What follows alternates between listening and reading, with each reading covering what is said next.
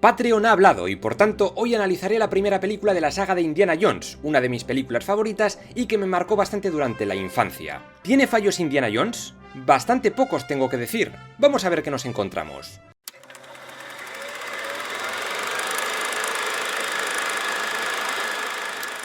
Todos nos lo hemos pasado genial jugando a Tomb Raider o a Uncharted. Y seguro que alguno de vosotros, mientras estabais entretenidos escalando y resolviendo puzzles, os habéis preguntado ¿cómo cojones tal cultura antigua pudo crear estos mecanismos tan jodidamente complejos? En las películas de Indiana Jones pasa algo parecido. Vamos a ver el inicio. Indiana tiene que atravesar un pasadizo lleno de trampas, y en un momento dado le dice al Dr. Octopus que se quede quieto, fuera del rayo de luz. Nada más entrar en contacto con los fotones, ¡zas!, se activa una trampa. Y yo me pregunto, ¿esta gente tenía sensores fotosensibles o qué cojones? ¿Y cómo es que Indy ya lo tenía controlado? ¿Es algo habitual en los templos perdidos? Las flechas lanzadas al activar baldosas trampa, quizás me lo puedo creer algo más, pero sistemas de autodestrucción con piedras gigantes mortíferas solo por levantar un pequeño ídolo que podía haberlo tirado una alimaña o cualquier otra cosa, pues ya es un poco flipada, pero mola un huevo, ¿qué cojones?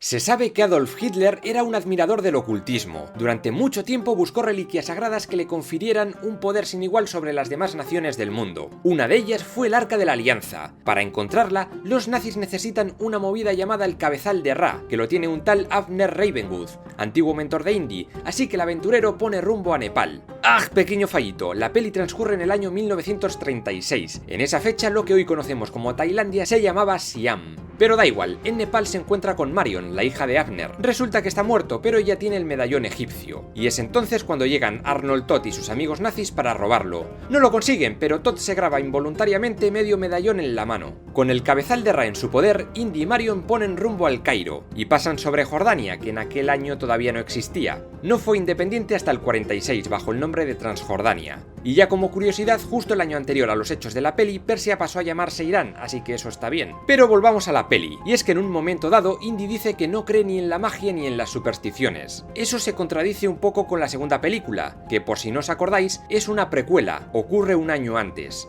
Y sí vio magia, de hecho dice textualmente que ya comprende la magia de la piedra, aunque igual estaba timando al viejo. Es lo que yo llamo síndrome cazafantasmas, donde en diferentes películas de una saga la gente se olvida de cosas que ha visto, aunque también reconozco que pedir coherencia entre una película y su precuela George Lucas es demasiado. Y es que si a lo largo de toda su búsqueda del arca Indy sigue sin creer en la magia porque realmente no hay ningún elemento que le haya hecho creer en ella, ¿por qué al final le dice a Marion ¡cierra los ojos! ¿Cómo sabía Indy qué iba a ocurrir? ¿Cómo sabía que cerrando los ojos se librarían de ese rayo exterminador emanado de Yahvé? ¿Y por qué ocurre lo que ocurre? ¿Por qué dentro del arca en la que Moisés introdujo las tablas de la ley hay fantasmas y rayos que derriten a la gente? Bueno, este no es mi canal de historia. Si sois nuevos por aquí, mi canal principal es este, pero eso es otra historia. En uno de los vídeos hablé sobre este tema, el Arca de la Alianza. ¿Qué mierda pasó con este sagrado objeto del judeocristianismo? Vamos a hacer un poco de retrospectiva para ver si encontramos respuestas. Si esto no te interesa una mierda, puedes pasar al siguiente segmento del vídeo donde continúo analizando la peli.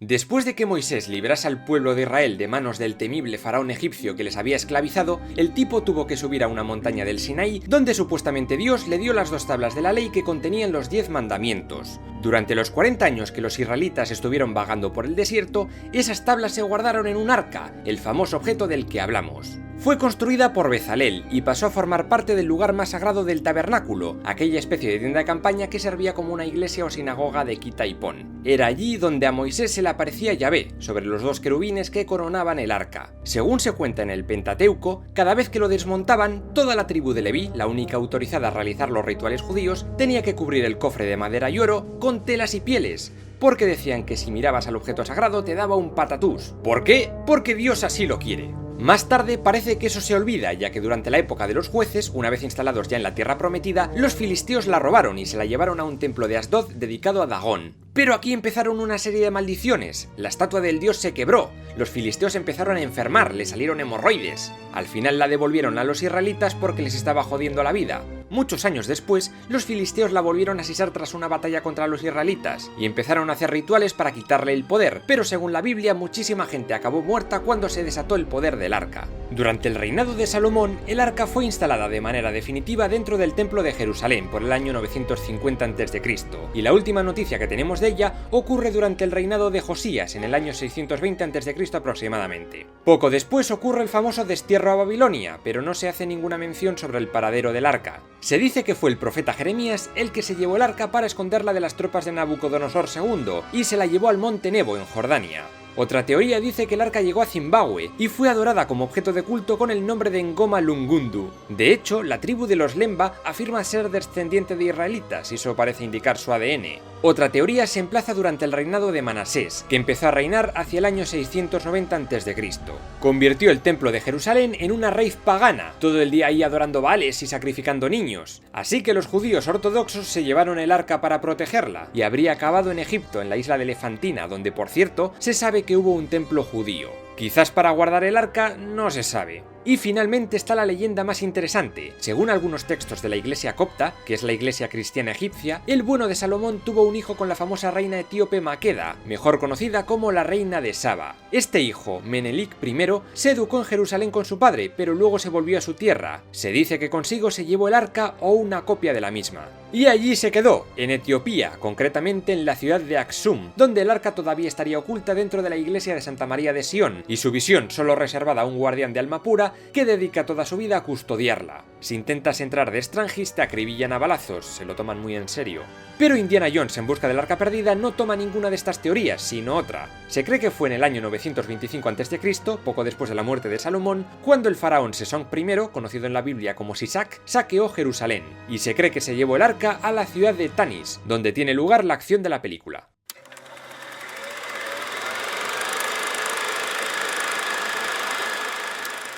Volvemos al Egipto del año 1936. El país hacía una década que había logrado la independencia completa del Imperio Británico, y justo ese año llegó al poder el jovencito rey Farouk. Todavía había tropas británicas controlando un poquito el cotarro, especialmente en la zona del canal de Suez, y me sorprende que dejen a los nazis campar tan a sus anchas por el lugar, pero no me voy a meter en esas movidas. Resulta que los nazis se están cavando en el lugar equivocado, ya que solo tienen medio medallón. El lugar correcto estaba cerca, pero podrían haber tardado meses en darse cuenta del error, o quizás nunca se hubiesen dado cuenta. Indiana podría haberse estado quieto y no haber hecho nada, y ya, los nazis no hubiesen encontrado nunca el arca y todos felices. Yo de esta parte me quedo con dos momentos: el monito haciendo el saludo nazi y el teletransporte ultramierder del camión, que primero se dirige a una pared en una calle estrecha y en el cambio de plano está en una enorme plaza parecida por arte de magia. A Spielberg siempre le pasa lo mismo, ¿recordáis el foso de Jurassic Park?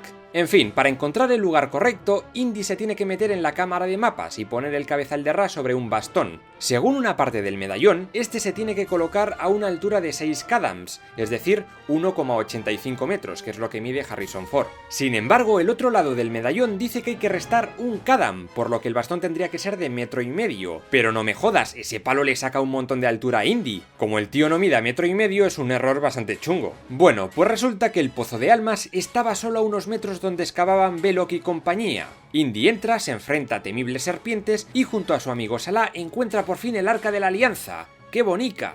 Estaban tan cerca de los nazis que al final les pillan, normal, y encierran a Indy junto a Marion allí abajo. Hay que estar ciego para no haberles visto antes. Por suerte al final logran salir, y vemos que la estructura en la que estaban era bastante visible. Incluso se puede ver a un trabajador egipcio ahí tumbado, que formaba parte de una escena eliminada. Ah, por cierto, el piloto del avión es Frank Marshall, el productor. Resulta que ese día se habían quedado sin figurantes. ¡Toma leñazo! Por haber dirigido Congo. También es curioso que estando tan cerca nadie escuche el sonido de los disparos de la ametralladora. Hasta que no se produce la explosión no se dan cuenta de que algo raro pasa. Y tras la genial persecución con el camión, Indy llega a la ciudad, se mete en una tienda y todo el mundo allí le tapa. ¿Estaba eso preparado? ¿Toda esa gente en posición preparada sabía que Indy estaba a punto de llegar con el arca? Dudo mucho que Salah haya podido avisar a nadie estando en mitad del desierto. Esto está rozando el Deus Ex Machina.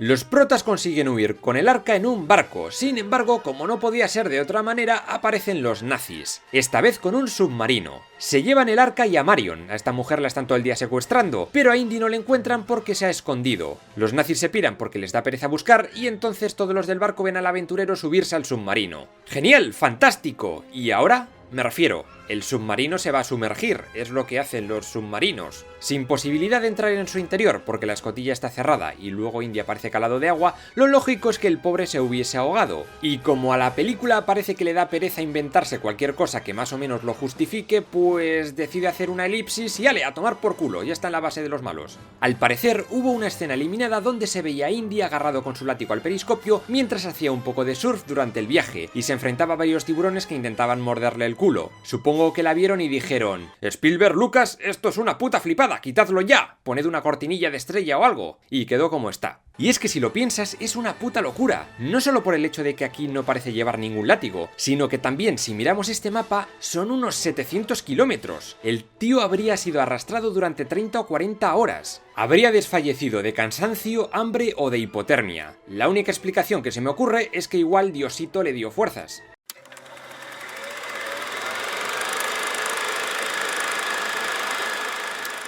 Para alguien como Indiana Jones, ¿no os parece que su plan de volar el arca con un bazooka es un poco mierda? ¿No había otra forma de salvar la situación más que tirarse un farol con muy pocas probabilidades de prosperar? Después de todo lo que Indy ha hecho a lo largo de la película, que se deje capturar de forma tan sencilla queda un poco raro. Es una parte de la película que sinceramente nunca terminó de convencerme. Pero bueno, el final tan épico del film lo compensa con creces. Y finalmente vamos con el último gran agujero. Sí, si visteis aquel episodio de The Big Bang Theory ya sabéis de qué estoy hablando. Indiana Jones pasa por muchas peripecias a lo largo de la película, pero todo eso, toda su aventura no tiene ninguna relevancia real dentro de la trama, dentro del resultado final de la misma. Si Indy no estuviese en la película, hubiese acabado igual. Arnold Todd hubiese logrado el amuleto completo de Marion y se la habrían cargado, hubiesen excavado en el lugar correcto y los nazis habrían conseguido encontrar el arca. Finalmente la hubiesen llevado a la isla, la hubiesen abierto y todos se hubiesen convertido en plastilina. Fin. Indiana Jones es irrelevante. Pero bueno, lo que cuenta es la aventura, y esta es una muy buena. Y luego yo me pregunto, si todos estos pasos eran relativamente sencillos de seguir, ¿por qué el tal Abner Ravenwood no encontró el arca? ¿Y cómo sabían los nazis que necesitaban esa pieza? ¿Por qué ellos sabían qué hacer y Abner no? Y si Abner no quería encontrarla, ¿por qué pensó que donde estaba estaría más a salvo? Para acabar el vídeo me gustaría compartir el que yo creo que hubiese sido un gran final. El del almacén está bien, pero mi propuesta es algo más over the top. Después de la liada en la isla, en vez de que Indy entregue el arca al gobierno de los Estados Unidos, yo la hubiese mandado a Hitler de parte de los nazis con instrucciones de que la abra, que lo que hay dentro es la repanocha, y después esperar a los loles, y cortinilla de estrella. Si te gusta el cine, el mundo del guión y echarte unas risas con los fallos argumentales más absurdos, no dudes en suscribirte. Y si te gusta la historia bien contada, te recomiendo visitar mi otro canal, pero eso es otra historia.